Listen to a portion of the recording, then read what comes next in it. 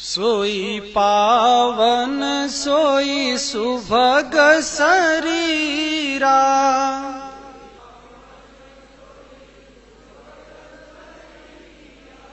जो तनु पाई भजिय रघुवीरा।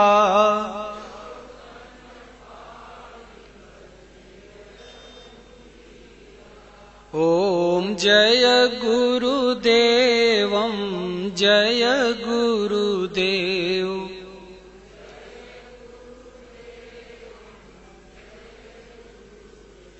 ओम श्री सद्गुरुदेव भगवान की जय। संसार में जितने भी प्राणी हैं, हम लोग प्राय समाज में देखते हैं कि व्यक्ति जिसका किसी से राग द्वेष हो जाता है, लड़ाई हो जाती है, तो किसी गांव का व्यक्ति गांव के व्यक्ति को, किसी देश का व्यक्ति देश के व्यक्ति को, कोई एक नेता दूसरे नेता को, एक पार्टी दूसरे पार्टी को ये संबोधन देते हैं कि ये व्यक्ति बहुत दुष्ट है, बहुत खल है, उसको तमाम प्रकार की बातें बोलते हैं। और ये सबके पूरे संसार में ये बातें विद्यमान हैं कि जहां से हमको सुख की प्रतीति होती है वहां पे हमारा लगाव हो जाता है, और जहां से हमको दुख की प्रतीति होती है वहां पे हमारा झगड़ा द्वेष हो जाता है। ये मनुष्य करता है, लेकिन इसके बारे में जो हमारे शास्त्र हैं और महापुरुष हैं, उन्होंने हमको आपको ये बताया कि वास्तव में ये झगड़ा करने वाले और कराने वाले हमारे आपके बीच में कौन है। उसी के बारे में रामचरितमानस से थोड़ा हम बताएंगे कि वास्तव में ये खल कौन है, दुष्ट कौन है, कौन भाई भाई में लड़ाई करा देता है, पति पत्नी में करा देता है, पिता पुत्र में करा देता है, देश में विदेश में युद्ध करा देता है। ऐसे कौन से खल हैं? क्या ये व्यक्ति, ये नेता, ये पार्टियां, या व्यक्ति के अंदर कुछ ऐसे खल हैं जिनके वजह से उसको ये संबोधन मिलता है? इसके बारे में जब हमारे ऋषियों ने शास्त्रों में बताया, हम कोई अपना कहीं अलग से बात नहीं कह रहे हैं, जो आपका शास्त्र है रामचरितमानस, उसमें गोस्वामी जी ने कहा कि वास्तव में खल कौन है और उसके बारे में कितना उनको संगति दो, कितना बढ़िया बात बताओ, कितनी भी अच्छी ज्ञान भक्ति सिखाओ, लेकिन उसके बाद में भी वो अपने स्वभाव से बाज नहीं आते। खलौ करई भल पाई सुसंगु, मिटई न मलिन स्वभाव अभंगु। मलिन स्वभाव सुसंग पा जाने के बाद भी वो नहीं त्यागते, और सुसंग व्यक्ति के साथ भी वो अपना प्रभाव करते हैं, उसको देते हैं। और जो जिनके भीतर ये खल की प्रवृत्ति, इसको रामचरितमानस में गोस्वामी तुलसीदास जी ने एक चौपाई के माध्यम से बताया कि तात तीन अति प्रबल खल, काम क्रोध अरु लोभ, मुनि विज्ञान धाम मन, करहि निमिष महु क्षोभ। तीन प्रचंड खल हैं। हम लोग किसी व्यक्ति के लिए कहते हैं, किसी स्त्री पुरुष के लिए कहते हैं कि ये स्त्री बहुत झगड़ा करती है, ये पुरुष बहुत लड़ाई करता है, बहुत दुष्ट है, बहुत खल है। लेकिन गोस्वामी जी क्या कहते हैं कि तीन प्रबल खल, और वो कौन से हैं? काम, क्रोध और लोभ। ये तीन प्रचंड खल हैं जो हर पशु पक्षी पर्यंत जीव चराचर में सबके भीतर विद्यमान है, सबके अंदर रहते हैं और अपना कार्य करते रहते हैं। मनुष्य को अपना यंत्र बना लेते हैं, किसी को भी अपना यंत्र बना के वो कार्य करने लगते हैं। लोभ के इच्छा दंभ बल, काम को केवल नारी, क्रोध को परुष वचन बल, मुनिवर कह्यो विचारी। लोभ के इच्छा दंभ बल, लोभी को बड़ा दंभ होता है कि मेरे पास इतना कुछ है, क्या इसका भी कभी अंत हो जाएगा? लेकिन उसका भी अंत हो जाता है। लोभ के इच्छा दंभ बल, काम को केवल नारी, जो कामनाओं से ग्रसित, काम से ग्रसित हो जाता है तो उसको केवल नारी दिखाई पड़ती है। ये जितने गैंग, रेप, नाना प्रकार के मारकाट, हत्या ये हो रही है, इसमें कौन सक्रिय है? इसी का नाम है काम। यही सब कर रहा है। और इसमें क्रोध उसका साथी है, लोभ उसका साथी है, मोह उसका साथी है। ये चार विकार में पूरी सृष्टि है। और इसी के अंतराल में हमारे ऋषियों ने बताया कि ये जब जिस हृदय में कार्य करते हैं, तीनों खल, काम, क्रोध और लोभ, ये तीनों का उदाहरण देकर के रामचरितमानस में गोस्वामी तुलसीदास जी ने हमको आपको बताने का प्रयास किया कि रामायण में आप चौपाई पढ़ते होंगे, पाठ करते होंगे। रावण का लड़का है मेघनाद, और मेघनाद जब युद्ध करने के लिए आया तो वो युद्ध कर रहा था। आज की मिलिट्री युद्ध करती है बम से, और बहुत से बड़े बड़े यंत्र बन गए हैं, और युद्ध करने के तमाम राइफलें हैं, गोले हैं, इन चीजों से। लेकिन मेघनाद जब युद्ध करने के लिए आया तो वो राम की सेना में कैसे युद्ध करता था कि बिष्टा प्यूब रुधिर कचहाड़ा, बरसे कबहू पल बहु छाड़ा, बरसी धूरी किन्हे सी अंधियारा, सूझन आपन हाथ पसारा।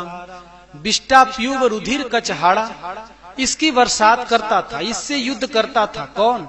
मेघनाद। ये रावण का लड़का था। वास्तव में मनुष्य के अंदर जो ये काम की प्रवृत्ति आ जाती है तो ये युद्ध कैसे करता है मेघनाद? यही है प्रतीकात्मक। हमारे ऋषियों ने बताया कि काम रूपी मेघनाद जिसके भी भीतर आता है तो कहाँ इसकी भाग दौड़ कहाँ तक है। जैसे अभी हमारे महाराज जी ने बताया कि शरीर में ऊपर रंग सुरंग चढ़ो है, भीतर भरा विकारा, यौवन धन पाहुना दिनचारा। तो भीतर में जो विकारों का वस्तुएं हैं, 7 धातुओं से शरीर बना मनुष्य का, और 7 को आप विचार करो, इसी का नाम है बिष्टा प्यूब रुधिर कचहाड़ा, बरसे कबहू उपल बहु छाड़ा। जब किसी के ऊपर नजर पड़ती है तो व्यक्ति क्या देखता है? एक कवि थे तो उन्होंने कहा कि कोई मरे बालों पर, कोई मरे गालों पर, कोई मरे दुनिया के गंध भरे चमकीले चाम पर, कोई मरे जोड़ों पर, कोई मरे तोड़ों पर, कोई मरे मजहब समाज के धनधाम पर। ये मजहब समाज पर, कोई जोड़ों पर, कोई तोड़ों पर, जिसकी भी नजर जाती है शरीर के ऊपर जाती है। और शरीर में बाल है, मांस है, चमड़ा है, इसके अलावा कुछ भी नहीं है। इसीलिए मेघनाद जब युद्ध करता था तो बिष्टा प्यूब रुधिर कचहाड़ा, बरसे कबहू उपल बहु छाड़ा। ओम श्री सद्गुरुदेव भगवान की जय। गुरु महाराज आ गए, बोल रहे हैं आप ही भागेंगे। हाँ, आने में देर लगे।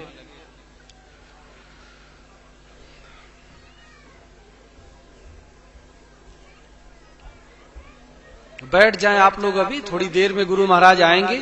अभी सत्संग चलता रहेगा, बाद थोड़ी देर के बाद आएंगे गुरु महाराज। ओम श्री सद्गुरुदेव भगवान की जय।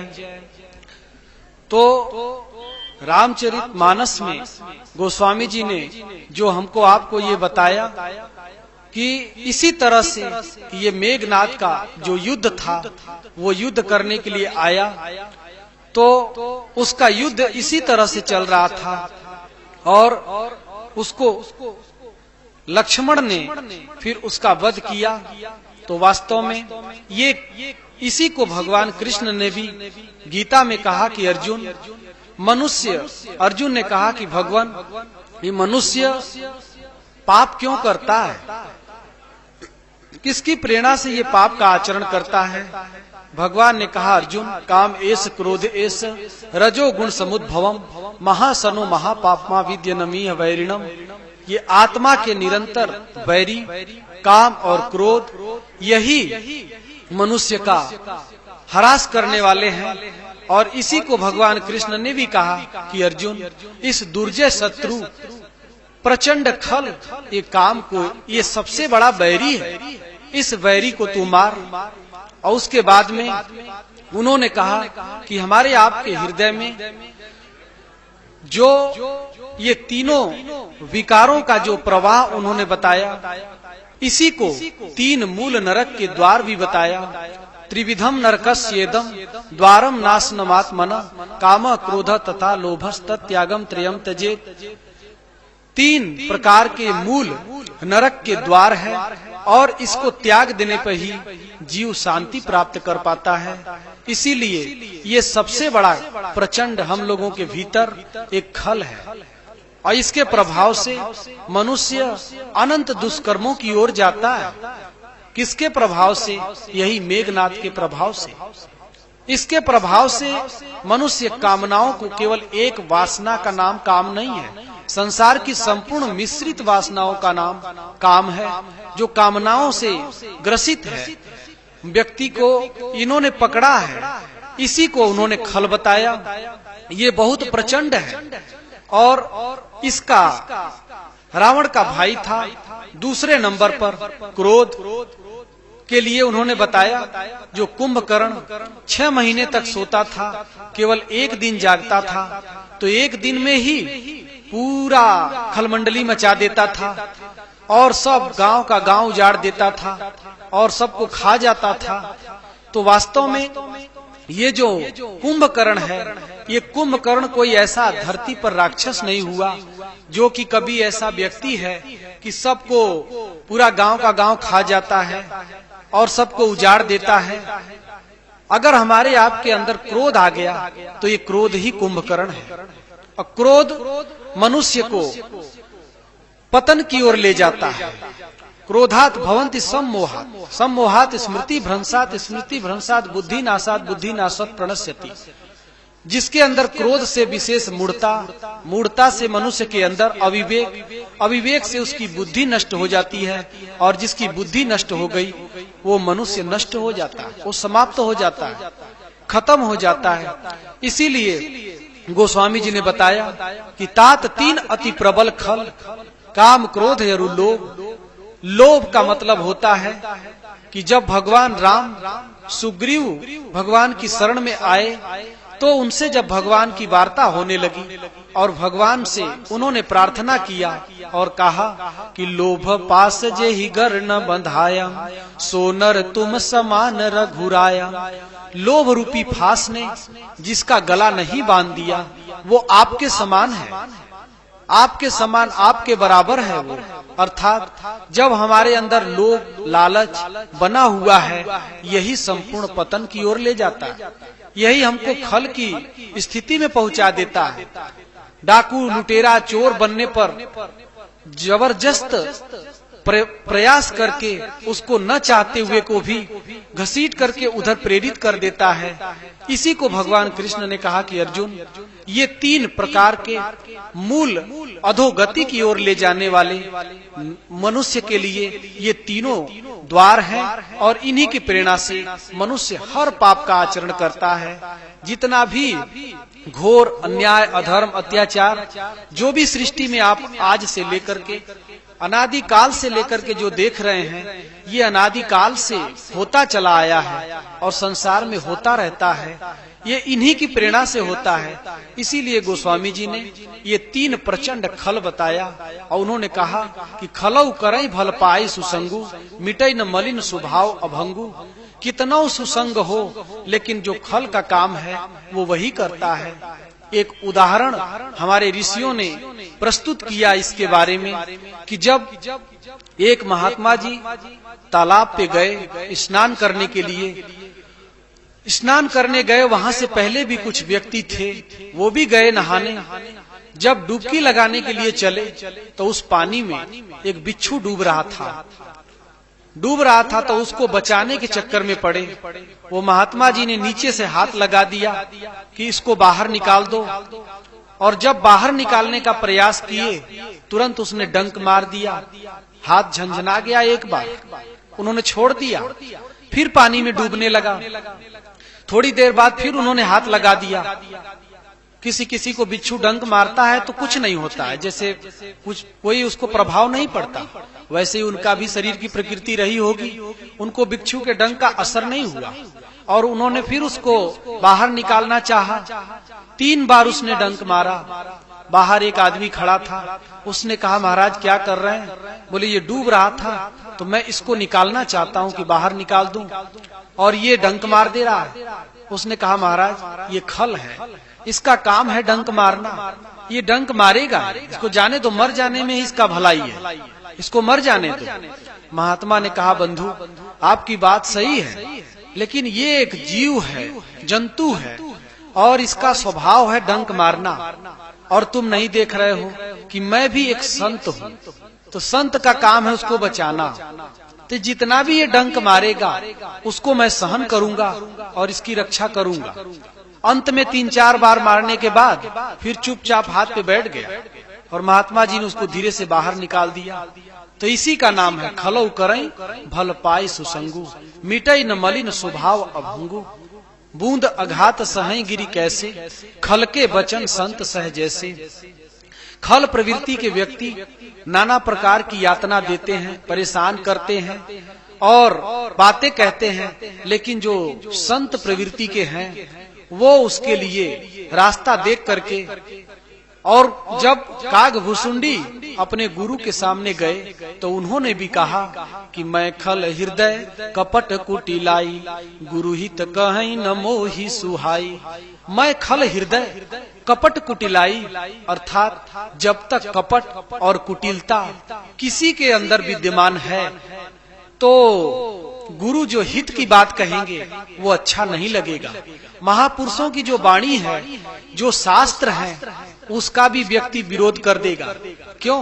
हित की बात है लेकिन उसके अंदर कपट और कुटिलता भरी है, तो गुरु का भी विरोध कर देगा, शास्त्र का भी विरोध कर देगा। जो वास्तविक चीज, क्यों? क्योंकि उस वास्तविक सत्ता से वो दूर है।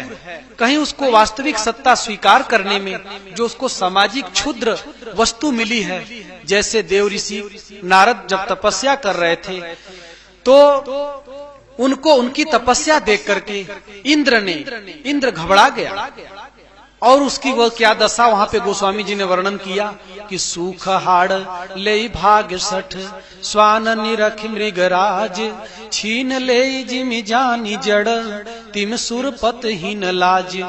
उसको लाज नहीं था। जैसे सूखी हड्डी लेकर के कुत्ता भागता है और उसको भय बना रहता है कि शेर कहीं ये हड्डी छीन न ले, और शेर कभी हड्डी छीनता है? वो तो किसी भी कितने भी मजबूत जानवर को मारता है, खून पीता है, मांस खाता है थोड़ा बहुत, फिर छोड़ के चला जाता है, और पता नहीं कितने गीदड़ खाते रहते हैं उसमें। ऐसा हड्डी के लिए परेशान नहीं रहता। लेकिन समाज के अंदर जो इस तरह की खल प्रवृत्ति है, उनका ये सोच है कि हम अगर वास्तविकता को व्यक्ति समझ लेगा तो जो ये अनात्मिक जो विचार हैं और जहाँ ये सीमाएं हैं, इन सामाजिक प्रथाओं को, इन परंपराओं को कौन सजोएगा? उसी भय से व्यक्ति महापुरुषों का भी और शास्त्रों का भी विरोध करता है, उनका खंडन करता है और कोशिश करता है। ये हर महापुरुष के सामने हुआ। ईसा थे तो उनको क्रॉस पे टांग दिया। इसी प्रकार से जो भी महात्मा हुए उनको देखिए, मंसूर थे, उनको पत्थर मार मार के उस समय में मार डाला, लेकिन फांसी पर चढ़ाई दीन उल्मा, मुए पर पदी जमाना भा। पहले तो उनके उल्मा वकीलों ने उनको फांसी दे दिया, क्रॉस पे टांग दिया, लेकिन मरने के बाद अगर उनके पास कोई महात्मा है तो वही जिनको उन लोगों ने पत्थर मारा, जिसको जान से मार दिया, क्योंकि उन्होंने सत्य कहा था और उस सत्य को पचाने वाले उस समय नहीं थे। तो जिस समय में उस सत्य को पचाने वाले नहीं रहेंगे, उस समय में विरोधाभास आता है। उस परिस्थिति में ये खलों का काम है। तो खल कौन है? हमने अभी आपको बताया कि व्यक्ति नहीं खल है, कोई नेता पार्टी नहीं खल है। हमारे आपके अंदर तात 3 अति प्रबल खल, काम क्रोध अरु लोभ, मुनि विज्ञान धाम मन, करई निमिष महु क्षोभ। काम क्रोध और लोभ, और इनका सबका मालिक कौन है? कि मोह सकल व्याधिन कर मूला, तेहिते पुण्य उपजई बहुसूला। मोह संपूर्ण व्याधियों का मूल है और इसी से सारे सूल उत्पन्न होते हैं, और व्यक्ति मोह में ही पड़ करके इन सारी व्यवस्थाओं को जुटाता है, अपने पास ले आता है, उसको खींचता है। और इसी को भगवान कृष्ण ने कहा कि अर्जुन, जब तक मनुष्य का मोह समाप्त नहीं होता अर्जुन ने तब तक, जब तक कि अर्जुन का मोह समाप्त नहीं हुआ, नष्टो मोह स्मृति लब्ध्वा तत्प्रसादात् मयाच्युत, मोह उसका नष्ट हुआ और उसने उस स्मृति को प्राप्त किया और कहा कि अब मैंने आपके वास्तविक स्वरूप को पहचाना। इसीलिए ये खल, डाकू, चोर, बदमाश संसार में लोग कहते हैं कि अत्यंत बढ़ गए हैं, आतंक बढ़ गया है। वास्तव में ये सारे आतंकी आपके भीतर हैं। और धर्म शास्त्र जैसे यथार्थ गीता और भी जो शास्त्र आपके समझ में आते हैं, उनको पढ़ने से आपके भीतर जो ये खल है ये शांत हो जाएंगे। कोई जब गुरु महाराज कहते हैं कि गीता हर हाथ में हो जाएगी तो आतंकवाद मिट जाएगा, तो लोग कहते हैं कि गीता पढ़ने से कैसे आतंकवाद मिट जाएगा। आतंकवाद जिसने गीता पढ़ा उसका आतंकवाद मिट गया। अर्जुन ने सुना तो उनके अंदर से मिट गया, युधिष्ठिर ने सुना तो उनके अंदर से मिट गया। अजात शत्रु, उन्होंने किसी को शत्रु नहीं माना। इसी प्रकार से वास्तविकता यही है कि आपके हाथ में अगर शास्त्र लग जाएगा तो आपका विचार बदल जाएगा, और जब विचार बदल जाएगा तो अपने आप ये समाज बदल जाएगा, प्रकृति बदल जाएगी। और जब तक विचार नहीं बदलेगा तब तक ये समाज नहीं बदलेगा। तो विचारों को बदलने का ही हम लोगों को जरूरत पड़ती है। उसी को ऋषियों ने बताया कि हमारे अंदर यही 3 प्रकार के प्रचंड खल हैं, और जब तक इनके दायरे में जो भी जीव रहेगा, काम, क्रोध, लोभ और मोह, ये चारों के अंदर वो जीव अनंत योनियों का चक्कर और ये ऊंची नीची पतन की खाइयों में गिरता रहेगा। इससे बाहर निकलने के लिए हमारे ऋषियों ने बताया कि तीनों का, कृष्ण भगवान ने कहा कि अर्जुन, इस दुर्जय खल प्रचंड शत्रु काम, इस बैरी को, आत्मा का बैरी, लोग कहते हैं कि सृष्टि चलाने वाला है, तो सृष्टि चलाने वाले को भगवान कृष्ण ने बैरी क्यों कहा कि अर्जुन आत्मा, जो उन्होंने कहा कि आत्मा का बैरी, कामेश क्रोधेश रजोगुण समुद्भवम महासनो महापापमा विद्यनमी वैरिणम, ये बैरी है, इन्हीं बैरी को मार। तो बैरी ये है और हम लोग समाज में बैरियों से लड़ रहे हैं। तो मूलतः हृदय में ये है, और जब ज्ञान हो जाएगा आपको, आपके हृदय में गीता आ जाएगी तो आपका बैर ही शांत हो जाएगा। निर्वैर सर्वभूतेषु यह समामेति पांडवा, निर्वैर हो जाएगा वो व्यक्ति जिसके अंदर गीता आ जाती है। इसीलिए गीता का उपदेश और उस वाणी का ज्ञान हमारे महापुरुषों ने हमको आपको दिया। समाज में लोग कहते हैं कि हजारों टीकाएं हुई इस पर, तो सबको लोग क्यों नहीं कहते हैं, सबका प्रसारण क्यों नहीं होता है। आप ये विचार करो कि क्रिकेट खेलने वाले हजारों लोग हैं, लेकिन क्या सब लोग सचिन बन जाएंगे? जो उनके अंदर ये भावना रही व्यक्ति के अंदर कि हमारी गीता भी दो, हमारी गीता भी दो, लेकिन वास्तव में अगर इस विचार करो आप कि जो उस ऊंचाई तक पहुंचा है आप उसी को दे सकते हैं, समाज में वही आएगा, और जो उस ऊंचाई पे नहीं पहुंचा वो नहीं आ सकता। उसका जगह है, वो भी शास्त्र है, लेकिन उसकी धरातल, उसका सीट कहीं पर रिजर्व है, कहीं सीट उसकी भी है, लेकिन उसका जो उसमें सबसे आगे है, जो सबसे ज्यादा रन बनाया है, आप उसी को दिमाग में रखेंगे। उससे कम बनाया वो नीचे रहेगा, उससे कम बनाया वो नीचे रहेगा। तो जो सभी गीताओं ने अध्ययन दिया उनका स्थान है, लेकिन जो यथार्थ गीता ने दिया उसका स्थान कहाँ है, इसके बारे में आपको विचार करना पड़ेगा। तब इसका विचार आप कर लोगे तो कभी भी आप नहीं विरोध करेंगे, न लड़ाई करेंगे, और जिसका जहाँ स्थान है वो अपने स्थान पे हो जाए। इतना ही हमारे महापुरुषों का कहना है कि जो व्यक्ति जिस ऊंचाई को छुआ उसका वहां तक नाम रहेगा। तो हजारों गीताओं की टीका हुई, वो जहां तक हैं वहां तक अपना प्रसारण करें, जहां तक उनका रूप है, जहां तक उन्होंने बताया है वहां तक वो चलेंगी।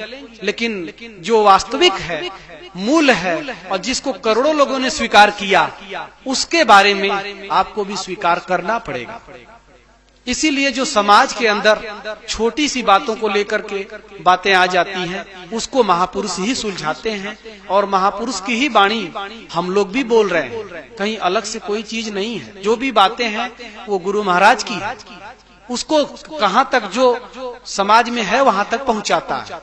इसीलिए हम लोग के भीतर ये खल हैं, इन खलों का अंत करने के लिए सदगुरु का चिंतन और ओम का जाप, इन खलों का अंत किसी ने भी किया, उसको भगवान कृष्ण ने कहा कि अर्जुन, ओम इतेकाक्षरम ब्रह्म व्याहरण मामनुस्मरण यह प्रयाति तजन देहम सयाति परमाम गतिम।